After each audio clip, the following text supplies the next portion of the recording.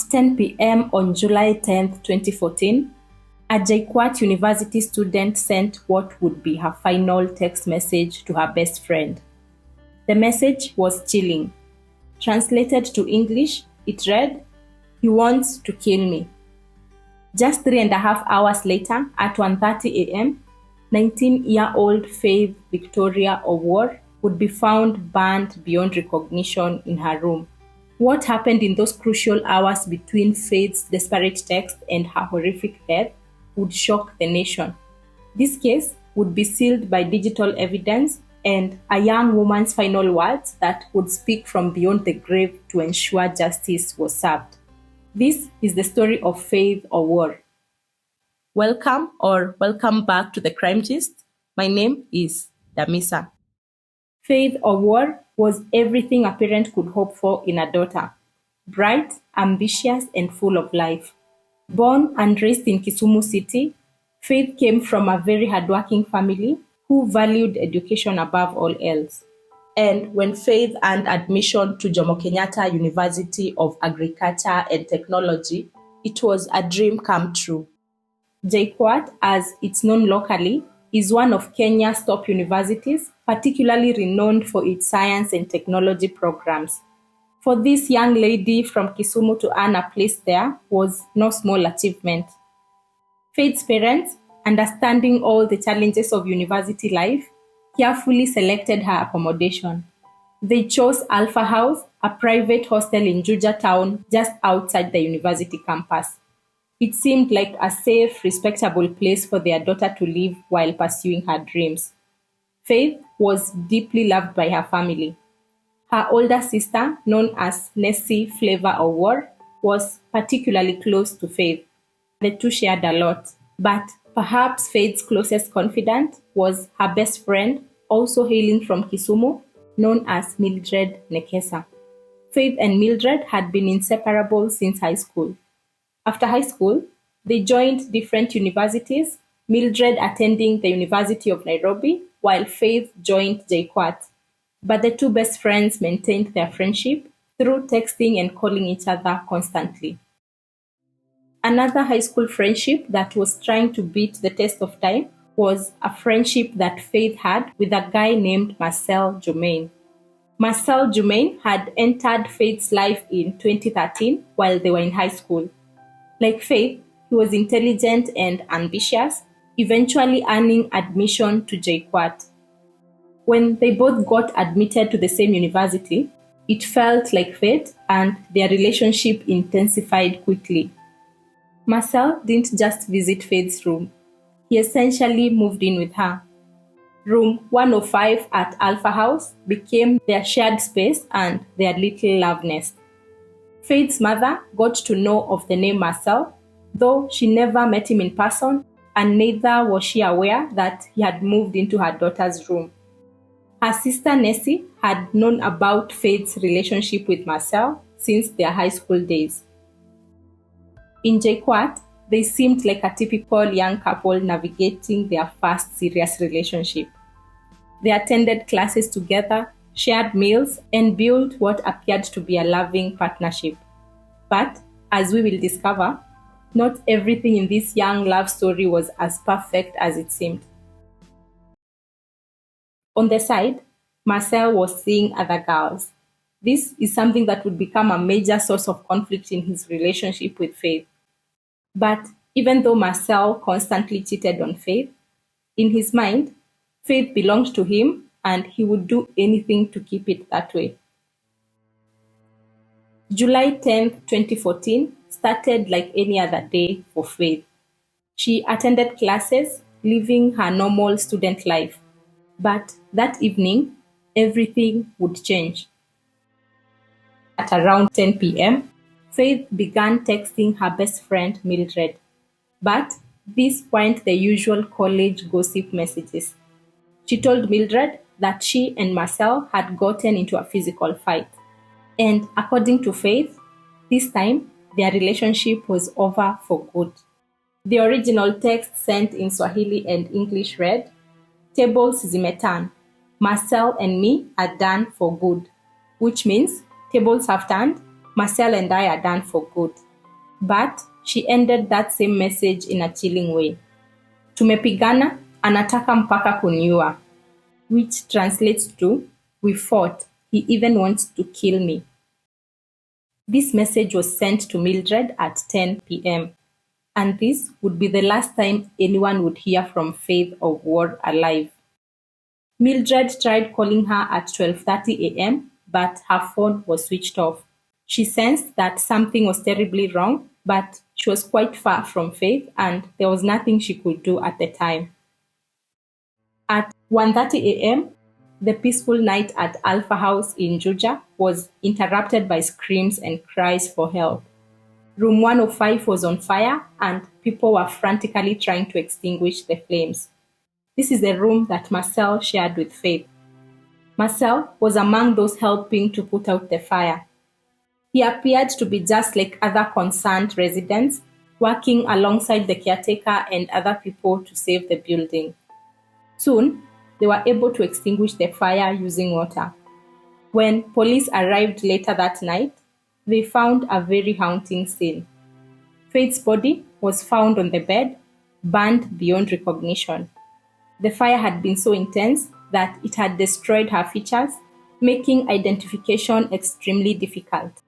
Identification was made possible only through specific physical characteristics, like the gap between her teeth and her height.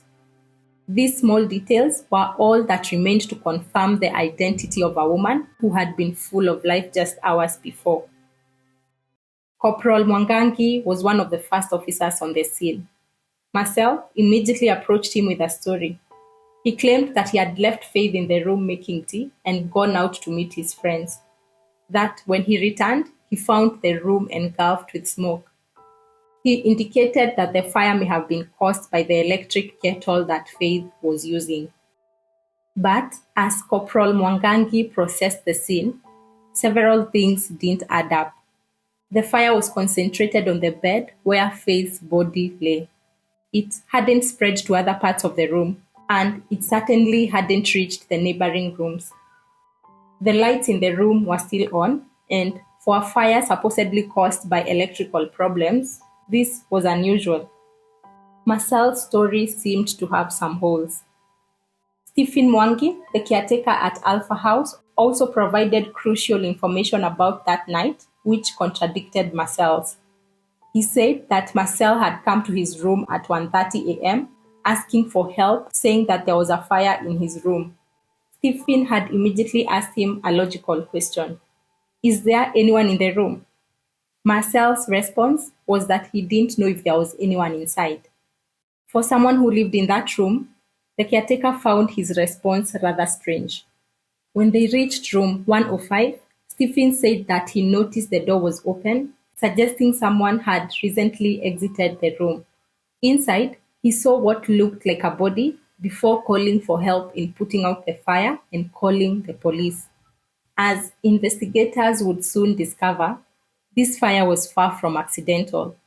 The gas cylinder in the room was intact. The electrical systems were working fine, and the kettle wasn't turned on when they found it. This wasn't an electrical fire or an accident. This seemed like arson, and they needed to get to the bottom of it. Before they took Marcel in for further questioning, he made a call to Mildred at 2:30 a.m. Pretending to be a grieving boyfriend, he had a chilling request.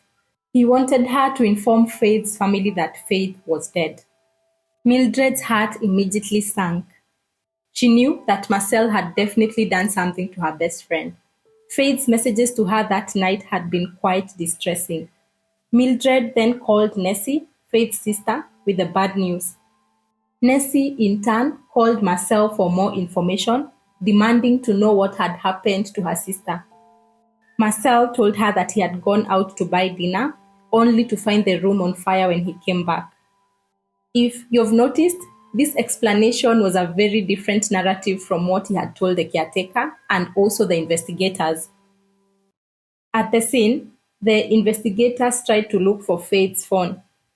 When asked where her phone was, Marcel claimed that it had burned in the fire. But Investigators couldn't find it in the room or in the ashes left behind by the fire. By early morning, Marcel was taken into a police station for questioning. By now, Mildred and some of Faith's family had arrived. Quickly, Mildred identified the phone Marcel was holding as belonging to Faith. So, her phone was very much intact and in his possession, despite earlier lying to the police. When confronted, Marcel changed his story, claiming that it must have survived the fire. His lies were getting out of hand, and this was not lost on the detectives. In Faith's phone and that of Mildred, investigators recovered text messages between the two best friends from that night. These messages would prove to be Faith's dying declaration and her final testimony about what happened to her. The digital evidence would build an unshakable case against Marcel. The messages painted a picture of a relationship in crisis. Faith had discovered that Marcel was seeing yet another girl. She confronted him, they fought physically, and Faith decided to end the relationship. Making matters worse for Marcel, Faith had been planning to meet with her ex-boyfriend, known as Ahmed, the next day. Ahmed had recently returned from Dubai and had been trying to win Faith's heart back. It seemed that Faith was ready to move on from Marcel, but this was a betrayal he couldn't accept. Marcel, according to Faith's own words, threatened to kill her rather than let her go. During trial, Marcel's defense crumbled piece by piece. He claimed that he had been out with friends until 1 a.m., that when he arrived home at around 1:30 a.m., he found their room on fire. However, these same friends would reveal even more of his lies during his trial.